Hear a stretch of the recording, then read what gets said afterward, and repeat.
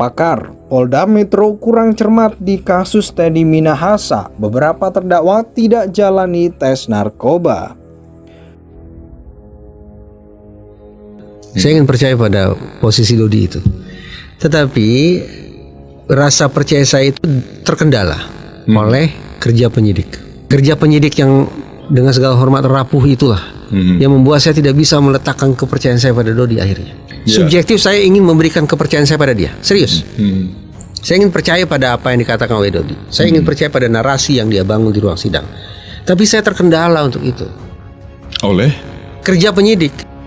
Dalam kasus ini saya bisa bedakan dua peristiwa yang tempus deliktinya tidak sama, yaitu: satu, peristiwa transaksi tanggal 24 September 2022. Pada periode ini sudah saya jelaskan bahwa kedatangan Dodi Prawira Negara ke rumah saya bukan untuk penyerahan uang. Hal ini telah didukung oleh kesaksian Arif Hadi Prabowo dan Fatullah Adi Putra di persidangan dengan di bawah sumpah.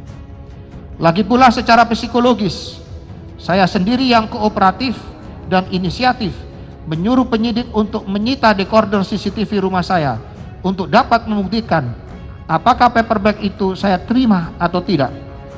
Apabila penyidik bisa membuktikan hal ini, maka dapat terungkap video atau gambar peristiwa di ruang tamu saya, di depan teras rumah saya, dan di lobi samping rumah saya.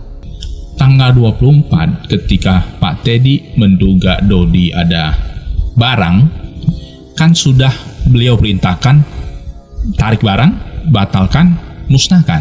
Kok sekarang masih ada barang? Berarti itu barang Arif. Jadi yang surat satu lembar itu yang Pak Teddy tulis, yang ada kata-kata buang badan ke Arif, itu sebenarnya karena Pak Teddy menduga Arif lah pelakunya.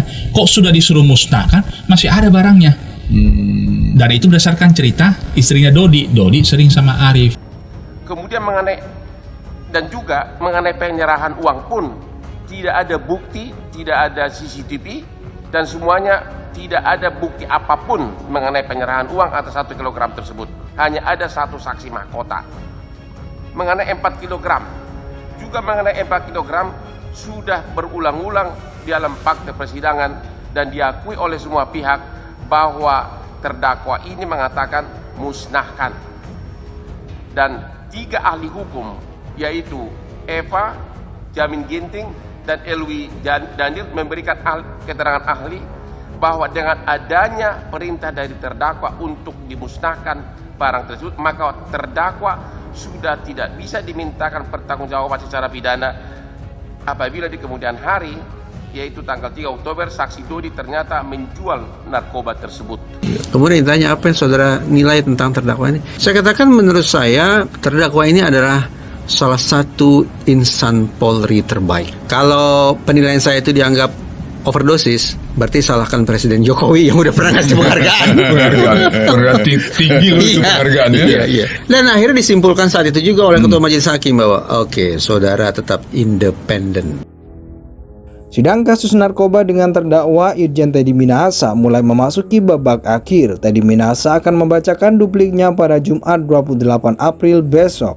Teddy Minahasa sempat dinyatakan positif narkotika oleh polisi, tapi pernyataan itu dikoreksi oleh Polri bahwa Teddy berstatus negatif alias bersih dari narkotika.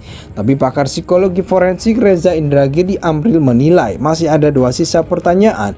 Pertama, apakah para terdakwa lainnya terutama Dodi Prawira Negara, Samsul Ma'arif, dan Linda Pujastuti juga telah menjalani tes narkotika karena mereka terdakwa kasus narkoba, dan agar asas kesetaraan terpenuhi, maka 3 terdakwa tersebut seharusnya juga diperiksa, ujar Reza yang pernah bekerja sebagai ahli pada proyek United Nations Office of Drug and Crime Kamis 26 April.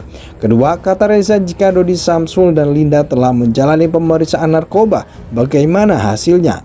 Negatif atau positif? Kalau positif, sudah beberapa lama mereka menyalahgunakan narkoba.